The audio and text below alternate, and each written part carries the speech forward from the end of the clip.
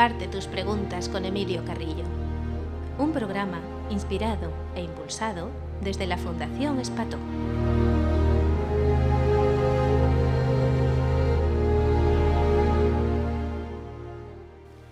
Hola de nuevo, Emilio. En el programa anterior dejamos unas preguntas abiertas. Si te parece, empezamos con la primera. ¿Hasta qué punto nos afecta el miedo?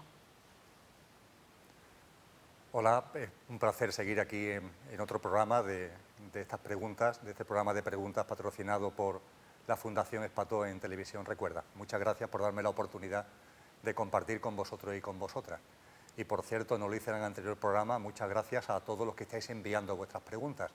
Os animo a hacerlo. Sabéis que en este programa, por supuesto, yo ni nadie nos consideramos maestros. Lo que hacemos simplemente es compartir de corazón lo que sentimos. No hay maestro. Estamos ya en un momento en lo que cada uno tiene que encontrar su propio maestro, su maestro interior. Y aquí lo que hacemos simplemente es compartir. Yo comparto desde las experiencias que he vivido, desde las experiencias que siento. Y lo recibís vosotros en función de vuestras experiencias. Aquello que resuene en vuestro corazón, perfecto. Aquello que no resuene, perfecto. A la papelera de reciclaje. Es así precisamente como, entre otras cosas, vamos a empezar a percibir realmente el significado de los miedos, a los que hace referencia la primera pregunta de este programa. Miedos. Los seres humanos mayoritariamente tienen miedo, muchos miedos, muchas formas de miedo. Pero el quid de la cuestión no está en tener miedos, sino en aceptar el hecho de que se tienen esos miedos. Son cosas distintas. Muchas personas tienen miedo, pero en muchos casos niegan esos miedos, intentan evitar esos miedos, reniegan de esos miedos. Pues bien, ante el miedo, la conclusión, la acción no está en la resistencia, porque la resistencia provoca persistencia. El quid de la cuestión no está, por tanto, en resistirse al miedo, en negarlo o en rechazarlo, sino en aceptar que está en nuestra vida. Aquí está. Tengo miedo a esto o tengo miedo a lo otro. Coger el toro por los cuernos. Este miedo está presente en mi vida, el que sea. Hay una gran variedad, hay una gran diversidad. Y es a través precisamente de la aceptación, es a partir precisamente no del rechazo del miedo, sino del acogimiento interior del miedo, como el miedo, él solo, se va diluyendo, va desapareciendo, se va desvaneciendo desde la propia aceptación del miedo. Sin embargo, nos hemos acostumbrado a intentar renegar de nuestros miedos, a pelearnos contra ellos o simplemente negarlos, vivir como si no lo tuviéramos. Debido a ello, por ejemplo, hemos convertido el futuro en una especie de droga. El tiempo no existe, esa es la realidad. Y no ya porque nos lo esté diciendo la ciencia, que habla de que el tiempo es algo relativo y que realmente no existe tal como nuestra mente lo intenta proyectar, ese tiempo lineal, sino que también lo sabe nuestro corazón. Cuando estamos haciendo determinadas cosas que realmente nos entusiasman, que realmente salen de dentro, podemos vivir la experiencia del no tiempo. Lo que denominamos tiempo se pasa volando, perdemos esas referencias porque esas referencias son convencionales. La realidad es que lo único que existe en la vida, y es la vida misma, es el aquí y ahora, ni el pasado ni el futuro. Sin embargo, utilizamos el futuro como una especie de droga, una droga que nos inyectamos en venas, ¿sabéis para qué? Para huir del momento presente, para huir del aquí y ahora, para huir de nuestros miedos. Muchos, posiblemente, de los que estáis siguiendo este programa, en vuestra vida actual, en vuestro momento presente, en vuestro aquí y ahora, estáis sintiendo que hay algo en vuestro interior que os está llamando a vivir de una manera distinta. Ni mejor ni peor, no entremos en ese tipo de calificativos, simplemente distinta, más coherente con lo que sentís por dentro. Y eso lo estáis sintiendo, eso está saliendo de vosotros. Pero claro, esa vida diferente, más coherente con lo que sentís por dentro, significa romper moldes, significa romper con cosas, significa soltar cosas.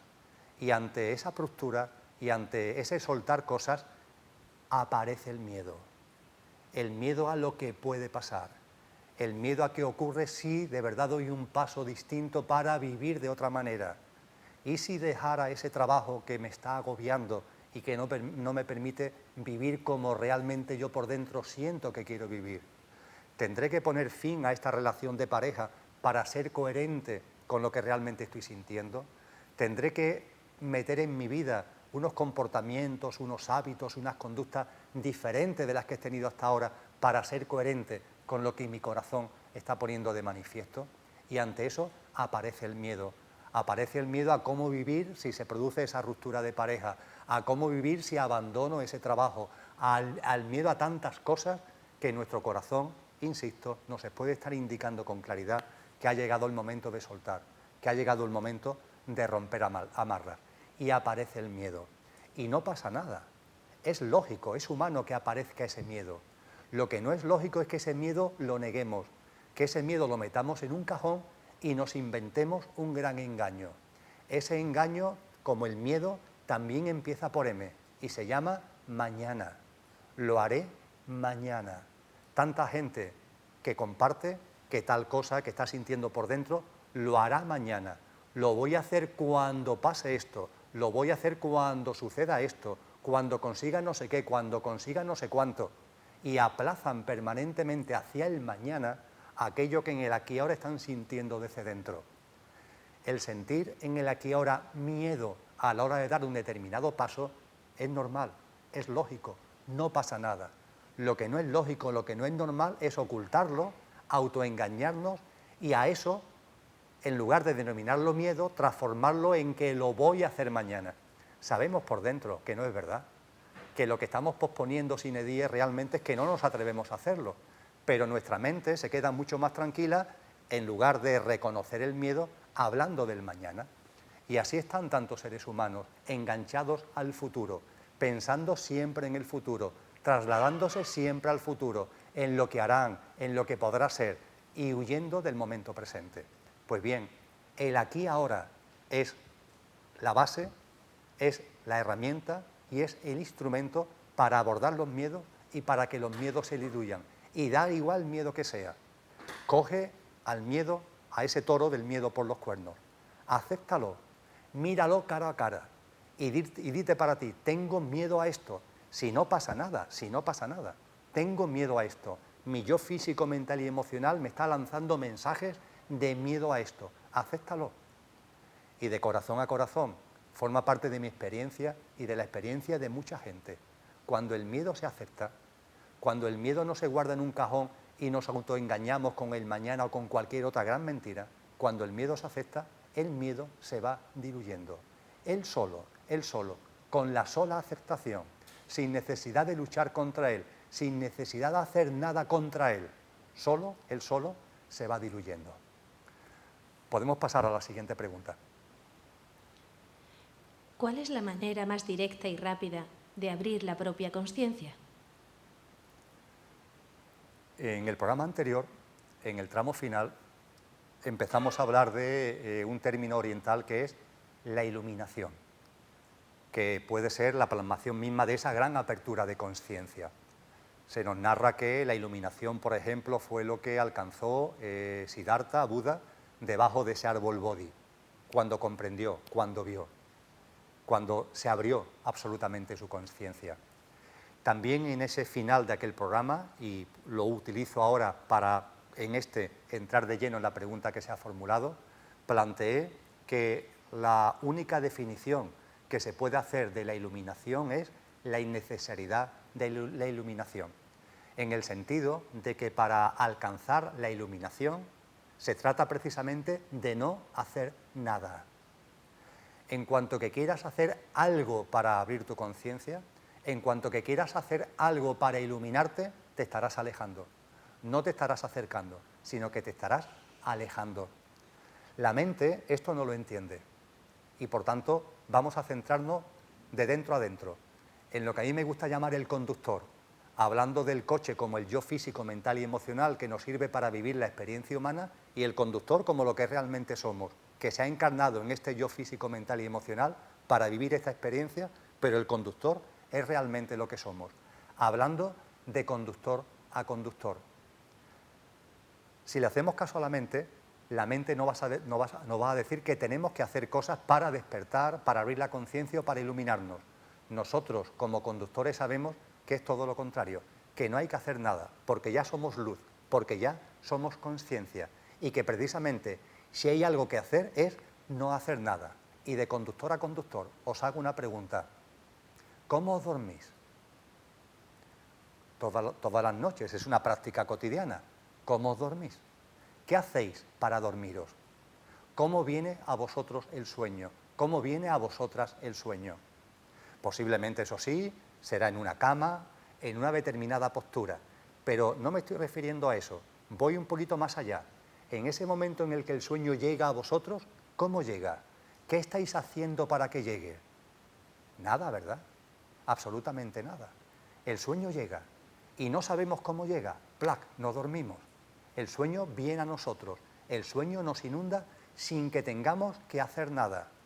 Es más, en cuanto que intentamos hacer algo para dormirnos, por ejemplo, en esas situaciones de personas que no logran dormirse y empiezan a dar vuelta en la cama y empiezan a contar ovejas y empiezan a luchar, a intentar hacer cosas para dormirse, basta que intentes algo para dormirte para que no te duermas.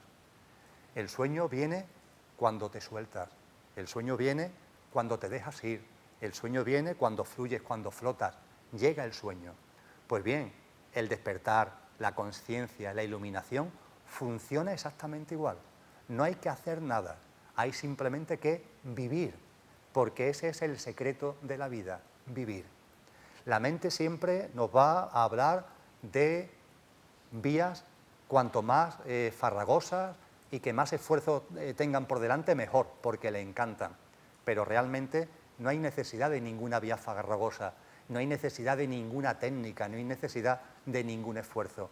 Lo único que tienes que hacer es darte cuenta de lo que eres, darte cuenta del conductor que eres, darte cuenta de que eres divino, darte cuenta de que eres infinito, darte cuenta de que eres eterno, darte cuenta de que estás aquí encarnado en el plano humano para vivir la experiencia humana en su plenitud y en toda su diversidad y complejidad, aceptando la vida en todas sus facetas, aceptando la vida en todas sus dimensiones. Y si la vida le trae tristeza, aceptas y vives la tristeza. Y si la vida trae alegría, aceptas y vives la alegría. Es así como se alcanza el sentido de la vida, es así como se abre la conciencia. A mí me gusta decir, y termino con esto en la contestación a esta pregunta, que la vida la podemos utilizar el símil de un río, el río de la vida. Y ahí estamos todos, en ese río de la vida. Ahí de hecho somos uno, en ese río de la vida. Y en ese río de la vida, en libre albedrío, podemos empeñarnos en nadar contracorriente. Y ahí está mucha gente que en libre albedrío, y con el mayor respeto por supuesto, están nadando contracorriente. Tengo que hacer esto, debo hacer aquello, una vida llena de esfuerzo, llena de obligaciones, llena de preocupaciones. Ahí están, nadando contracorriente. Hay otras personas que se han dado cuenta de que es absurdo nadar contra la corriente de la vida y dicen, no, yo ya no nado contra corriente, yo ahora nado a favor de corriente, no en contra, sino a favor. A partir de ahí, desde luego, la actitud es muy distinta. Son personas que ya empiezan a plantearse la vida con más valentía, que empiezan a dejar atrás tantas cargas, tantos lastres, que se proponen iniciativas mucho más ambiciosas, mucho más llenas de contenido, mucho más empoderadas, por decirlo de alguna manera. Pero ojo, siguen nadando, siguen esforzándose, siguen trabajando de otra manera que a contracorriente, pero siguen nadando. Y en el proceso evolutivo hay un momento determinado que dice, ya está bien de nadar, ni contracorriente y tampoco a favor de corriente. La vida es tan maravillosa, la vida es tan plena, que lo único que tengo que hacer es flotar en ella, como cuando en el mar nos tumbamos y hacemos el muerto, y permitimos que las olas nos balanceen y que el sol nos dé de frente en la cara mientras que estamos balanceándonos en la superficie del mar. Flotamos en el río de la vida. Y es ahí, flotando en el río de la vida, cuando se produce el milagro del reconocimiento de lo que realmente somos, y siempre hemos sido y siempre seremos. Es el momento pletórico, es el momento inefable en el que te das cuenta de que no es que flotes en el río de la vida, sino que tú eres el río. No es que flotes en la vida, sino que tú eres la vida. Pero esa experiencia inefable procede de algo tan sencillo como que no hagas nada. flota, flota en el río de la vida. No procures, no busques técnicas, no te vayas en ningún sitio, no es necesario irse al Himalaya para alcanzar la iluminación, para expandir la conciencia, para despertar. Lo puedes hacer perfectamente en tu casa, en tu sitio más cotidiano, sin ningún tipo de problema, porque nada está fuera de ti, todo está en ti. Encuéntralo en ti, reconoce sin miedo la divinidad que hay en ti y vive en coherencia con esa divinidad, con una vida sencilla en tu realidad cotidiana. No hay más cosas, no hay más cuestiones, no hay más tareas, no hay que nadar ni a favor de corriente ni contra corriente. Pasamos a otra pregunta. Gracias, Emilio. ¿Qué desata la ira y cómo vencerla? ¿Qué desata la ira? La mente. La ira, como todas las otras emociones, están provocadas por la mente. Y la mente, de la que hablamos en el primer programa y estamos ya empezando a hablar en este segundo, tiene una enorme importancia en nuestra vida. Vuelvo a recordar que la mente tiene unas prestaciones, unas funcionalidades que son estupendas. Bienvenida sea. Todo lo que tiene que ver con la creatividad intelectual, con la comunicación con los demás, hablar, escuchar, con programar, con planificar actividades. La mente tiene multitud de prestaciones, pero la mente, sin embargo, no sirve para lo que muchas personas todavía la utilizan, para vivir la vida, para entender la vida, para comprender la vida. Hay muchas personas que se empeñan en entender la vida a través de la mente, en comprender la vida a través de la mente, y eso es simplemente absurdo. ¿Sabéis por qué? Porque la mente funciona, es el sistema operativo de lo que yo llamo el coche, el yo físico, mental y emocional, que nosotros como conductores utilizamos para desplegar la experiencia humana. Ese yo físico, mental y emocional tiene un sistema operativo, como lo tienen los ordenadores, y ese sistema operativo es la mente. Y la mente tiene una forma de funcionar, ni buena ni mala, la suya. Y la mente funciona con base en el contraste. ¿Qué significa funcionar con base en el contraste? Significa funcionar con base en la dualidad. La mente, como si fuera un ordenador que, como sabéis, funciona en clave binaria, 1001, y a partir de ahí está todo el sistema tecnológico e informático que conocemos, la mente funciona también en clave de dualidad, de modo y manera que se produce algo hartamente curioso y que forma parte de nuestra experiencia cotidiana, y que voy a compartir con vosotros y con vosotras con un ejemplo que es muy corriente. ¿Cuándo la mente valora la salud? ¿Cuándo ponemos en valor la salud? ¿Cuándo? Cuando estamos enfermos. Posiblemente muchos de los que estáis siguiendo el programa estáis sanos. Hoy, cuando habéis levantado, ¿habéis puesto en valor esa salud? ¿Habéis dicho en el encuentro con vosotros mismos, estoy sano, tengo energía y un día por delante para vivirlo sano, con salud y con energía? ¿Habéis mirado a la mañana, habéis mirado el sol, habéis mirado las nubes, habéis mirado el cielo soleado o nuboso? ¿Qué más da? Desde esa energía, desde esa salud que tenéis. Y os habéis agradecido a vosotros mismos y a la vida el tener un día por delante para poderlo experienciar con base en esa salud. No. Cuando se tiene salud, nos olvidamos de ella. La mente no la computa. ¿Cuándo se acuerda la mente de la salud? Cuando caes enfermo. Basta un simple resfriado o una simple gripe para que te acuerdes de la salud. No digamos ya cuando se tienen enfermedades de mayor significación, de mayor importancia. Entonces, cuando decimos qué importante es la salud, queremos estar sanos y ponemos la salud en valor. Pero ojo, basta que nos pongamos sanos para que nos volvamos a olvidar de la salud. En cuanto que la enfermedad desaparece y ya estamos sanos, otra vez la mente deja de computar en la salud. ¿Hasta cuándo? Hasta cuando volvemos a estar enfermos, que volvemos a poner a la salud en valor. Es así como funciona la mente. La mente funciona en el contraste, y la mente funcionando en el contraste se puede también asemejar a lo que se manifiesta a través de un simple experimento que posiblemente más de uno de los que seguís en el programa habéis vivido de niño, a lo mejor en el colegio, y que yo recuerdo haber compartido con mis hijos cuando eran muy pequeños, hablando de trucos de magia. Me refiero a coger un vaso de cristal, que esté limpio, y llenarlo de agua, agua cristalina, agua limpia. Y en ese vaso limpio con agua limpia, cogemos un lápiz y metemos el lápiz. ¿Qué le pasa al lápiz? Que se tuerce. Dentro del vaso de agua vemos el lápiz torcido. Yo le decía a mis hijos, mira, papá hace magia, el lápiz está recto y fijaros, lo meto en el vaso de agua y por mi magia el lápiz se ha torcido. Y mis hijos se le ponían los ojos abiertos y decía yo, no, pero el truco de magia no termina aquí, fijaros, ahora saco el lápiz del vaso de agua y vuelve a estar recto. Vuestro padre es un mago, vuelvo a meterlo en el vaso de agua y se vuelve a torcer, lo vuelvo a sacar y se vuelve el lápiz a poner recto. Y mis hijos se quedaban maravillados. Claro, ahora que somos mayorcitos, sabemos la realidad, sabemos que el lápiz nunca se tuerce, que el lápiz está derecho fuera del agua y el lápiz está derecho dentro del vaso, dentro del agua. Lo que se produce dentro del vaso y del agua es simplemente un efecto óptico que hace aparecer que aparentemente el lápiz se ha torcido, pero no es verdad, el lápiz nunca se ha torcido. Pues bien, la mente, debido a su sistema operativo, funciona exactamente así. Provoca un efecto visual de que las cosas están torcidas. Por eso, precisamente, cuando se vive viendo la vida a través de la mente, siempre hay algo que va mal. Y es inevitable, porque la mente ve las cosas torcidas, porque es su sistema binario de funcionamiento, el contraste. Es como funciona, con base en la dualidad. Y siempre hay algo que ve torcido, siempre, continuamente.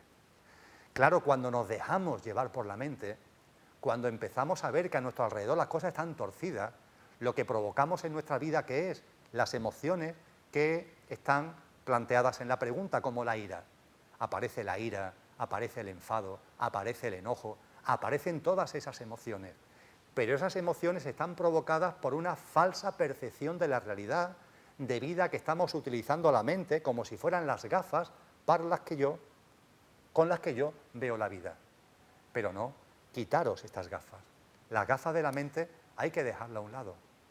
A la mente no hay que seguirle el juego y permitir que nos abandone. Poneros las gafas del corazón, no las gafas de la mente.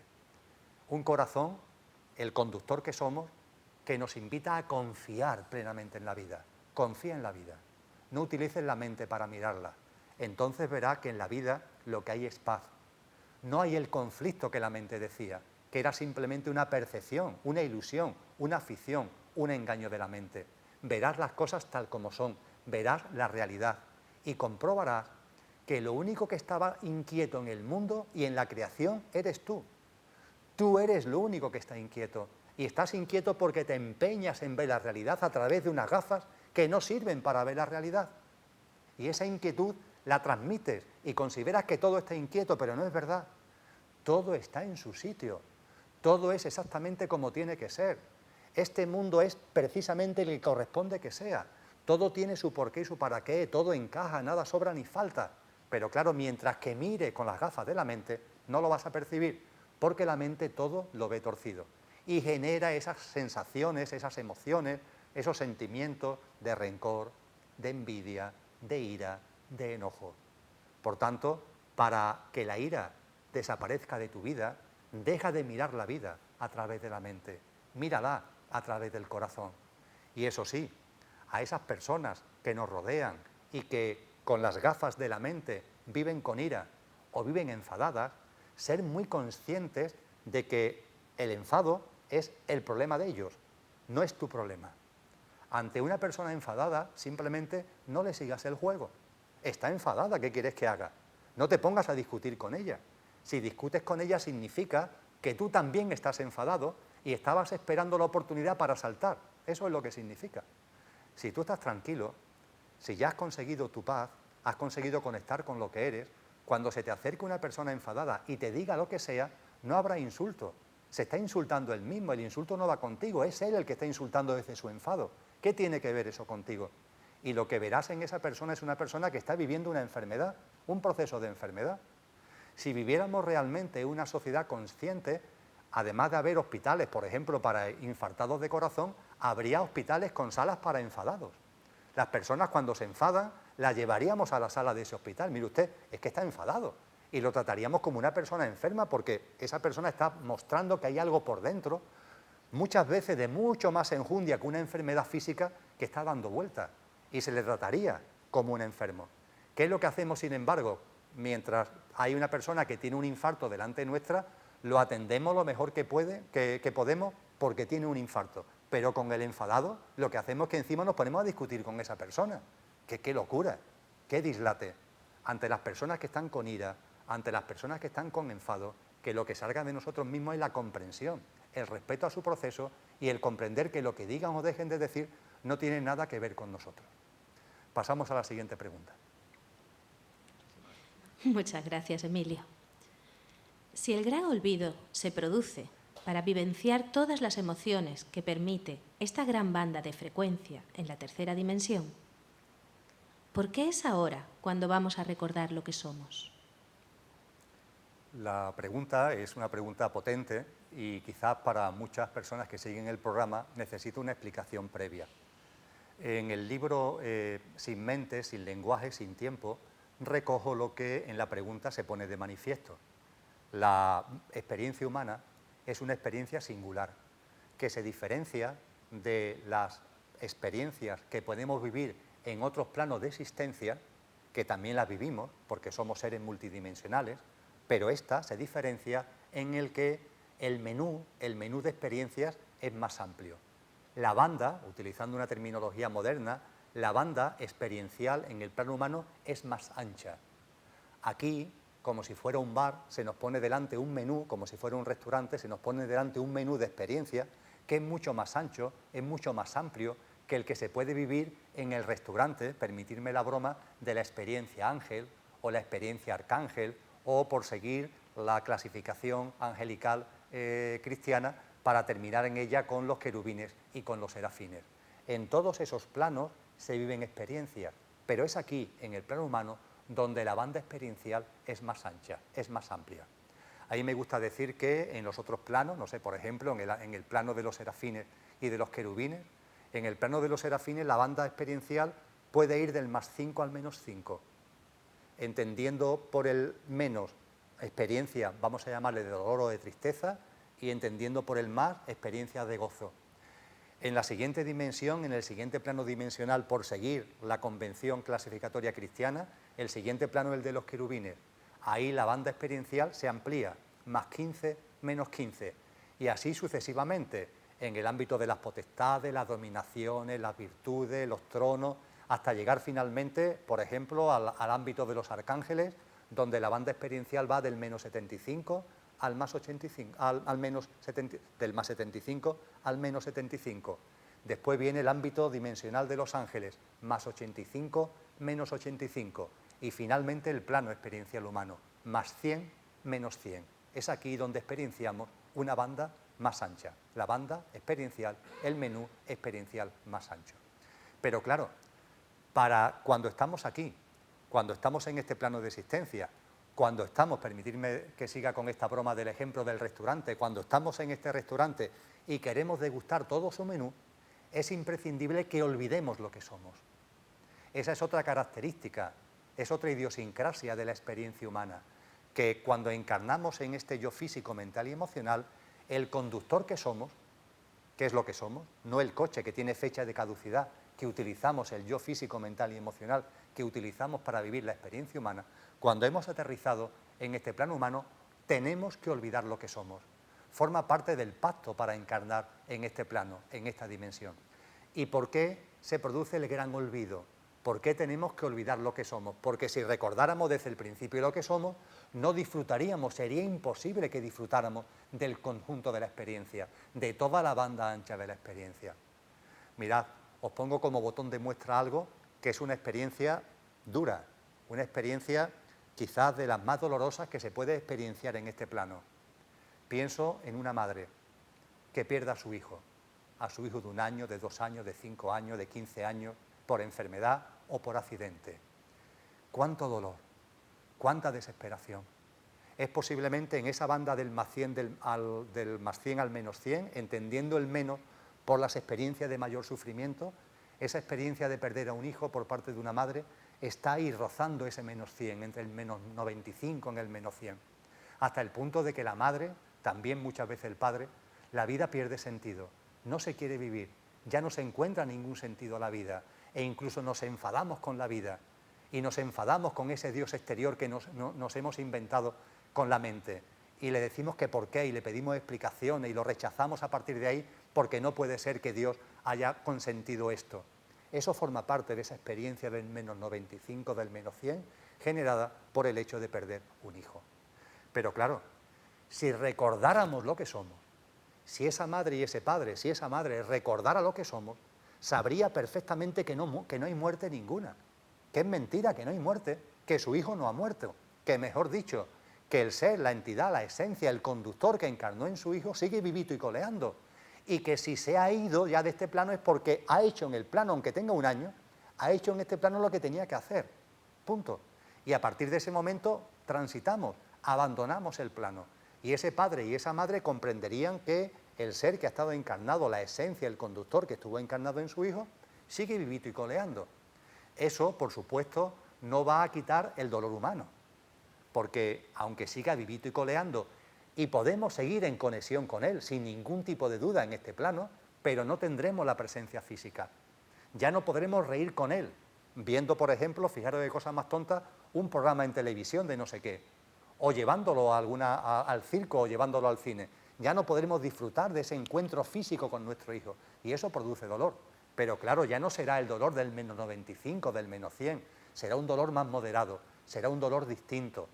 Para experienciar ese extremo de la banda es necesario recordar, olvidar lo que somos, no recordar lo que somos. Y se planteaba en la pregunta que el proceso de recuerdo, ¿por qué se está produciendo ahora? Pues no es por casualidad, evidentemente. Se está produciendo ahora porque a lo largo de las experiencias, de las muchas experiencias, de las muchas vidas físicas, de las muchas reencarnaciones que llevamos ya vivida en este plano, hemos ido saboreando las experiencias. Y con las experiencias, viviendo las experiencias, vamos recordando poco a poco lo que somos. Y esto no es algo individual, es algo colectivo. Yo lo puedo ver desde mi perspectiva, pero realmente es la humanidad en su conjunto la que está evolucionando, en la unidad de la especie humana, en la unidad de la conciencia humana. Y estamos en un punto de transición. Es un punto pleno de transición. Estamos ya empezando a recordar. Estamos empezando a recordar lo que somos. Y a partir de ese recuerdo que es individual y a la postre es colectivo, empezamos a vivir de una forma distinta. Y efectivamente, para las personas que empiezan a recordar, es como si la banda experiencial se fuera estrechando. Empiezan a desaparecer las experiencias de sufrimiento. También, por cierto, empiezan a desaparecer experiencias de placer que se basaban en lo exterior, en clave de un bienestar exterior. También empiezan a desaparecer. Y poco a poco, ¿qué es lo que fluye? ¿Qué es lo que emana? La felicidad. La felicidad. Una felicidad con mayúscula, una felicidad profunda, una felicidad que genera el recuerdo de lo que somos y que es la felicidad como estado natural de nuestro ser, como estado natural de lo que somos. Es la felicidad que tanta gente ha denominado la felicidad incausada. Es una felicidad que ya no tenemos porque pasa algo, no. Es una felicidad sin causa, incausada. Eres feliz porque la felicidad eres tú, es la esencia de tu ser, es la seña de identidad de tu ser, la felicidad. Somos felices, vivimos en felicidad porque somos la felicidad misma. Ya no se trata de cosas que nos producen que estemos alegres o que estemos bien, no. Ya prescindimos de esas cosas. Ahí está el mundo y lo gozamos y lo vivimos y experimentamos en él la tristeza y la alegría, pero eso ya no tiene nada que ver con la felicidad. En este punto, la felicidad la has encontrado en ti misma. Es esa felicidad incausada que se despierta en nosotros, que aparece en nosotros cuando simplemente recordamos lo que somos. Pasamos a otra pregunta. Muchas gracias. Aparte de tu experiencia cercana a la muerte, ¿qué ha sido lo que más te ha influenciado en la vida para ser quien eres en este momento? ¿Alguna experiencia? ¿Una persona? ¿Una filosofía de vida? Cuando a mí mismo o a otra persona se le hace esta pregunta, nuestra mente empieza a darle vueltas al pasado y puede decir, fue tal experiencia la que provocó en mí, plac, que empezara a despertar, por decirlo de alguna manera. Sin embargo, eso es simplemente una idea de la mente. El proceso conciencial es como un vaso que se va llenando. Se va llenando de experiencias que la mente llama importantes y se va llenando de experiencias que la mente llama insignificantes. Pero todas las experiencias, y son las experiencias, las que provocan, las que generan, las que impulsan nuestra evolución conciencial. Es como un vaso que se va llenando. Finalmente, hay una gota que cae y desborda el vaso.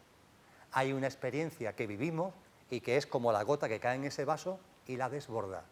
Y a partir de ahí podemos decir, ha sido esa experiencia la que ha provocado que tenga una nueva visión, que haya despertado, que haya empezado a recordar. Pero no es verdad. Esa experiencia se ha sumado a las otras muchas experiencias que tú ya has vivido, ojo, en esta vida física y en todas las vidas físicas que llevas ya desplegadas en el plano humano. Y esa experiencia que tú tanto valoras no es ni más ni menos que la gota que ha colmado el vaso. Yo soy consciente de haber vivido en el plano humano muchas vidas físicas. Soy consciente de haber vivido en este plano humano muchas experiencias distintas, de todo tipo, de todo color, a lo largo de muchas vidas físicas. Y soy consciente cómo esas experiencias han ido modulando mi conciencia, han ido impulsando el proceso del recuerdo de lo que soy. Y en esta vida física tengo el gozo de vivir ese recuerdo del encuentro con lo que soy, del encuentro con lo que somos. Pero no miremos a una experiencia concreta. Seamos conscientes de que estamos en permanente evolución y esa evolución está impulsada permanentemente por experiencias, todas las experiencias que vivimos en el día a día. Y para concluir, cuando esto se ve, cuando esto se percibe, desde el corazón, en el día a día, parece un trabalengua, ahora me explicaré, nos empieza a importar poco el qué y empezamos a darle mucha importancia al cómo. Porque para sacarle jugo a las experiencias en clave de nuestra evolución conciencial, lo importante no es qué pasa, sino el cómo vivimos lo que pasa. Nuestra mente funciona exactamente a la inversa. Nuestra mente está todo el día pensando qué hago, qué dejo de hacer, qué pasa, qué deja de pasar, siempre con el qué por delante. Lo que realmente somos, el qué, que es la vida, sabe que todo tiene su porqué y su para qué, y que lo estamos provocando y generando nosotros desde nuestro interior. Y por tanto, lo que realmente somos, le importa un bledo el qué. ¿Qué más da que la vida pega o besa? Que besa, besa, que pega, pega, lo aceptamos sin ningún tipo de problema. ¿Y dónde nos centramos? Mientras que la mente quiere centrarse en el qué, protestando, quejándose, y si las cosas no le gustan, desde nuestro interior, desde lo que realmente somos, ponemos la atención en el instante, en el momento presente, en el aquí y ahora, ponemos nuestra atención en el cómo. ¿Cómo vivo esa experiencia? ¿Que estoy enfermo? Estoy enfermo. Si lo de menos es el qué de la cuestión es cómo vive la enfermedad. Ese es el quid de la cuestión. Eso es lo que llena o no llena el vaso. Eso es lo que impulsa tu evolución conciencial. ¿Cómo vives la enfermedad? Que estás enfermo, tiene su porqué y su para qué. Lo estás provocando tú desde tu interior para impulsar tu proceso conciencial y evolutivo. No le des más vuelta al asunto, confía en la vida, acéptalo, por tremenda que sea la enfermedad. Y yo la he vivido muy fuerte, y tengo personas muy cercanas que la viven cotidianamente, no hablo por hablar, acéptala, vívela, coge el toro por los cuernos de esa enfermedad y no te enlíes con el qué habré hecho yo para merecer esto, por qué esto me ha tocado a mí. No te enredes con esos pensamientos, no te enredes con esas aficiones mentales, métete en ti y céntrate en el cómo vive la enfermedad. Y debido a ello precisamente hay tantas personas que están a nuestro alrededor que son un ejemplo de cómo vivir una enfermedad, incluso terminal, incluso muy dolorosa, con serenidad, con armonía e incluso con agradecimiento. La clave, el quid de la cuestión no está en el qué, está en el cómo. El qué es el lío de la mente. A lo que somos, el qué le importa un bledo. Sabemos que lo estamos generando nosotros y que todo tiene su porqué y su para qué. Entonces, ¿por qué no va a importar el qué? Y nos ponemos y nos centramos en el cómo. La mente funciona a la inversa, siempre pensando en el qué y cuando tiene el qué delante se olvida. Siempre pensando en las vacaciones y cuando tienes las vacaciones delante ya estás pensando en cuando vuelvas al trabajo. Muchas vueltas en torno al qué y cuando ese qué ya lo tienes delante, la mente piensa en otra cosa, en otro qué. Vamos a poner a la mente en su sitio, no le hagamos el juego. Y vamos a centrarnos en el cómo afrontamos el día a día. Lo que la mente llama importante, lo que la mente llama insignificante, con armonía, con amor, en la frecuencia de lo que es nuestra esencia. Podemos pasar a la siguiente pregunta. Gracias, Emilio. ¿Qué piensas de las protecciones energéticas de talleres, meditaciones grupales? ¿Ha de ser individual? ¿Facilitada por el conferenciante? La mente es maravillosa haciendo preguntas. Da igual, da igual. Si no hay unos cánones, no hay un camino, no hay unas técnicas, no hay una práctica, estamos empeñados de verdad en recordar lo que somos, que es la iluminación, para darnos cuenta de la innecesidad de la iluminación a través de muchas monsergas. Permitidme que hable con esta claridad. Ya está bien. No somos capaces de recordar que esto es muy sencillo. No somos capaces de recordar que esto es muy fácil. Nuestra mente está siempre en esa clave. Está siempre en la clave de lo dificultoso. Las energías, por ejemplo, siempre me ha llamado la atención desde el corazón y con el mayor respeto, pero tengo que reconocer que desde el corazón me ha llamado la atención el que, por ejemplo, nos empeñemos en enviar energía a la Madre Tierra o enviar energía a la naturaleza. Fijaros, la Madre Tierra, un ser consciente, un ser con miles y miles de millones de años de vida, y nosotros, encarnados en un yo físico, mental y emocional, con una fecha de caducidad cortísima, nos creemos lo suficientemente poderosos como para mandarle energía y como para creer que ella necesita la energía que nosotros le podemos mandar. ¿No os dais cuenta que eso es ego? Que es el piloto automático que enciende la mente cuando el conductor no tiene el mando consciente de la vida. Entonces la mente enciende un piloto automático ante el conductor que se ha dormido. Ese piloto automático es el ego. Y el ego es tremendo, es insaciable y se inventa muchísimas cosas. En la película Las Nueve Revelaciones hay una escena que es muy ilustrativa de lo que quiero transmitir. Y es cuando hay dos protagonistas y están hablando de cómo sentir y cómo enviar y cómo conectar energéticamente con la naturaleza. Y uno de ellos se empeña en enviar energía a una planta, en enviar energía a las plantas, a los árboles. Y claro, le dice la otra persona, no, si no se trata de eso, tranquilízate. Si no eres tú el que tienes que lanzarle energía a esa naturaleza, a esa madre tierra, es al contrario. Serénate, desinquiétate y permite que la naturaleza te abrace. No, desde tu ego, no empieces a ponerte en una posición de ruptura con la naturaleza, queriéndole enviar no sé qué. Tranquilízate y permite que sea esa naturaleza, permite que sea esa planta, permite que sea ese árbol el que te abrace, el que te acoja.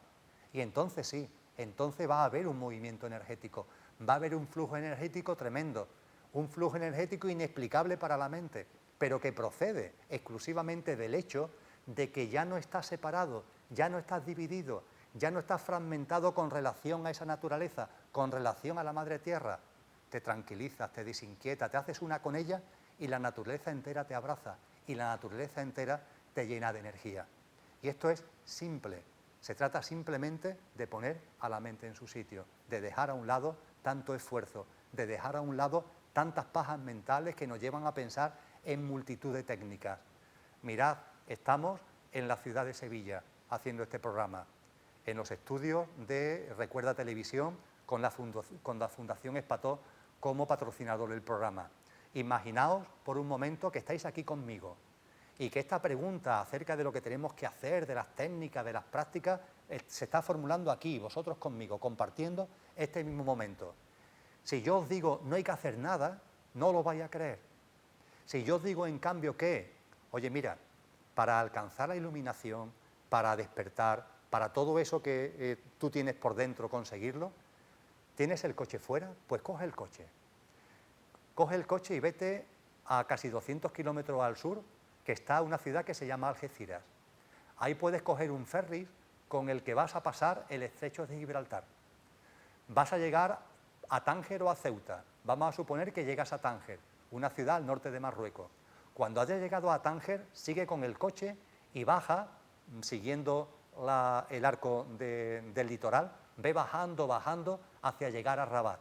Cuando llegue a Rabat, coge otro barco que te lleve a las Palmas de Gran Canaria. Cuando hayas llegado a las Islas Canarias, a la Palma de Gran Canaria, tienes que esforzarte porque tienes que visitar las 7 islas. Arréglatela como puedas. en barco, como tú veas, en avión, pero tienes que recorrer las 7 islas. Cuando las hayas recorrido y las hayas conocido bien, vuelve a Las Palmas de Gran Canaria y coge un barco que tarda 2 días en llegar a una ciudad llamada Cádiz. Cuando llegues a Cádiz, que está también en el sur de España, relativamente cerca de Sevilla, no vengas todavía a Sevilla, tienes que dirigirte en dirección hacia Portugal. Y por Portugal ve subiendo la península ibérica hasta llegar a Galicia. Cuando llegues a Galicia, visita, por favor, no se te olvide, porque esto es muy importante, Santiago de Compostela. Y cuando hayas llegado a Santiago de Compostela, deja el coche y vete andando todo el camino de Santiago en dirección inversa hacia lo que se llama el camino francés, hacia Rozenvalle. Y reclúyete durante un tiempo en los Pirineos. Y después de los Pirineos vas a Cataluña y te vas a la Basílica de Montserrat. Y allí en Montserrat medita y haz práctica de meditación durante al menos un mes. Y haz ayuno, mucho ayuno, y haz penitencia. Y una vez que haya terminado en Montserrat, entonces sí, entonces emprende camino abajo. Y en ese camino abajo ve poniendo en práctica todas esas cosas que has aprendido ya durante lo que llevas recorrido. Y finalmente llegarás a Sevilla. Y finalmente vendrás aquí, a este estudio, y ya estarás iluminado. Y entonces me daréis las gracias. Ah, muchas gracias, Emilio, por darme la fórmula de la iluminación. Me estoy quedando con vosotros, no porque quiera quizás, sino porque mi mente me está engañando y yo estoy engañando sin querer a vosotros. No es necesario que vayáis a ningún sitio, ni que hagáis ningún tipo de recorrido, ni Santiago de Compostela, ni Montserrat, ni el Himalaya, ni Tánger. Sois vosotros, en vosotros mismos está todo. Se trata de que os encontréis, simplemente de que os encontréis. Podemos pasar a la siguiente pregunta. Gracias, Emilio. ¿Cuándo crees que el dinero dejará de ser lo más importante en nuestra sociedad? La sociedad no es sino la suma de todos nosotros. Lo colectivo es la suma de todo lo que somos. Unidad en la diversidad, diversidad en la unicidad. No planteemos las cuestiones desde el punto de vista de la sociedad. ¿Por qué no lo planteamos desde el punto de vista de cada uno? No quiero ni mucho menos corregir a la persona que ha hecho la pregunta, pero más que preguntarse cuándo el dinero dejará de ser importante o necesario para la sociedad, ¿por qué no se pregunta esa persona a ella misma cuándo dejará de ser el dinero importante en mi vida? Yo creo que es mucho más directo y, si se me permite, mucho más honesto. ¿Cuándo dejará de ser el dinero importante en tu vida? A partir de que deje de ser importante en tu vida y en la vida de mucha gente, dejará de ser importante en la sociedad. La sociedad no es una creación que venga de lo abstracto. La sociedad es algo que creamos entre todos. Lo recordamos en el primer programa, una matriz holográfica que creamos entre todos a través del holograma que creamos cada uno con nuestra vida. ¿Cuándo el dinero, en cualquier caso, dejará de ser importante? Cuando deje de ser importante para ti. Y para que deje de ser importante para ti, tendrás también que percibir desde la conciencia lo siguiente: el dinero es energía. Todo lo que el ser humano enfoca, todo lo que el ser humano toca es energía. El dinero también. Me diréis, ¿el dinero, si el dinero es papel o es metal? Bueno, pues también es energía. Está siendo movilizado y enfocado por el ser humano y también es energía. Y el dinero, como toda la energía, tiene unas reglas de juego, que son siempre las mismas. El dinero parece escaso, pero el dinero, como cualquier otra energía, no es escaso, es abundante. Diréis, pues en mi vida no hay abundancia de dinero, todo lo contrario. Ahora iremos a ello. Ahora podemos entrar en el por qué y el para qué. Pero lo que comparto con vosotros y con vosotras es que el dinero es energía. Y como cualquier otra energía, contrariamente a los paradigmas que la sociedad ha impuesto, lo que rige es la abundancia, no la escasez. Hay abundancia de todo. Todas las energías son abundantes, absolutamente abundantes, y también el dinero. Lo único que tienes que hacer para percibirlo es confiar en la vida. Confía en la vida. Y podrás ir viendo que el dinero llega a tu vida exactamente en la cantidad que necesitas en función de tu proceso conciencial y evolutivo. Sí, lo repito, puede parecer raro. El dinero que llega a tu vida, en el aquí y ahora, en este instante, no hace un año ni dentro de un año, sino ahora, fíjate, el dinero que llega a tu vida es exactamente el que tú requieres en función de tu proceso conciencial y evolutivo. Si están llegando a tu vida una nómina de 700 euros al mes, es porque en tu proceso conciencial y evolutivo es esa cantidad de dinero la que necesitas para vivir las experiencias que como conductor sabes que tienes que vivir. Y si están llegando 3.000 euros, Esos 3.000 euros están llegando a tu vida porque es la cantidad exacta de dinero que necesitas para desplegar las experiencias que en función de tu proceso conciencial y evolutivo necesitas vivir. Volvemos a la mente, dirá la mente, esto es una locura. La locura es la de ella, ella sí que es la loca de la casa. La realidad está en lo sencillo y está en lo interior. He hablado ya en algún momento del iceberg, que nos empeñamos en ver la vida por la punta del iceberg, y la vida realmente es el iceberg entero, y la mayor parte del iceberg, exactamente el 80%, está por debajo del agua. Y eso no lo vemos desde la mente, eso tenemos que verlo en el encuentro con lo que somos. Y es ahí donde están los procesos concienciales, es ahí donde está la evolución interior, y es ahí donde está el origen y la causa de todo lo que vivimos, de todo lo que percibimos y de las experiencias que desarrollamos. Por tanto, confía en la vida. Y confiando en la vida de verdad, no tengas ninguna duda, a tu vida va a llegar la cantidad de dinero exacto que requieras en función de tu proceso conciencial y evolutivo. Si llega lo que la mente llama poco, es por algo. Si llega lo que la mente llama mucho, es por algo. Y como acabábamos de decir con relación a la pregunta anterior, no te centres tanto en el qué y céntrate en el cómo. Sea la cantidad de dinero la que sea, que tu atención se centre en el cómo. Y no olvides que hay otra regla universal que se basa en el compartir. Comparte y recibirás. Si no compartes, no recibirás y dejarás de tener aquello que tengas. Cristo Jesús en los Evangelios lo expresó de una forma que puede parecer confusa, pero que entraña esta gran verdad. Dice Cristo Jesús: al que tiene, se le dará, y al que no tiene, hasta lo poco que tiene, le será quitado. Parece una frase poco cristiana, ¿verdad? Al que tiene, se le dará, y al que no tiene, hasta lo poco que tiene, le será quitado. Sin embargo, es un mensaje profundamente cristiano, porque se basa en la importancia del compartir. Todos tenemos mucho, todos tenemos todo, y todos tenemos dones y talentos, y lo tenemos para compartir. Tienes y compartes, y cuando compartes sin buscar contrapartida, recibes, y lo que recibes lo vuelves a compartir. Ese es el ciclo de la vida, y eso también hay que tenerlo presente cuando hablamos de dinero y nos centramos en el cómo, no en el qué, sino en el cómo con relación a ese dinero, que, vuelvo a insistir, no es sino una energía y es abundante, como todo lo que nos rodea, como toda la creación. Podemos pasar a la siguiente pregunta. Muchas gracias. Una última pregunta para el programa de hoy. Si la enfermedad se origina en nuestros cuerpos sutiles y se manifiesta en el físico, ¿hasta qué punto, estimas, influyen causas externas, como por ejemplo los chemtrails, el electromagnetismo, los productos químicos en los alimentos, el flúor en el agua, etcétera, en nuestra salud? Esta pregunta tiene una contestación muy simple.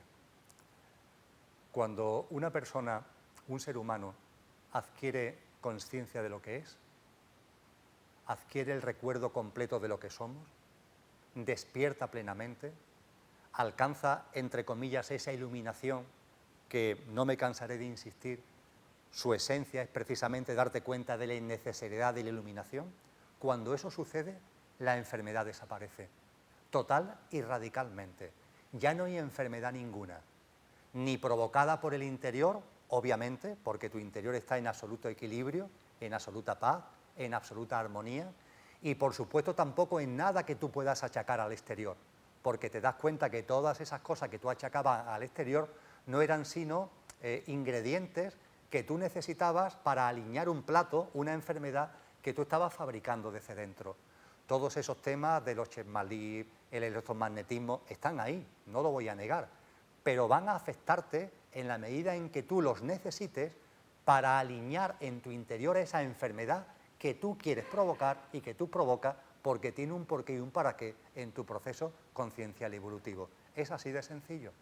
Y cuando un ser humano adquiere ese encuentro con lo que es, adquiere ese despertar, esa conciencia, la enfermedad simplemente desaparece y todo se convierte en amor. Incluso el electromagnetismo, desde el punto de vista negativo del que tanto se habla, incluso esos fenómenos que tanto se critican, también en ellos se ve la esencia del amor. Ya se empieza a ver el amor en todos sitios, porque de hecho el amor está en todos sitios. El encuentro interior, ahí está la clave de la salud de la salud verdadera, de la salud profunda, de la salud eterna, el encuentro con lo que somos. Ahí ya no hay enfermedad posible. Muchas gracias. Gracias. ¿Qué es el ego? ¿Qué sentido tiene? ¿Para qué sirve? ¿Cuán importante crees que es la energía femenina en estos tiempos? Háblanos brevemente sobre el amor a todos y el amor de pareja. Estas preguntas y las que queráis compartir las responderá Emilio Carrillo en próximos programas. Emilio, muchísimas gracias por todo. Hasta muy pronto. Si quieres compartir tus preguntas con Emilio Carrillo, envíanos un correo electrónico a preguntasaec@fundacionespató.com.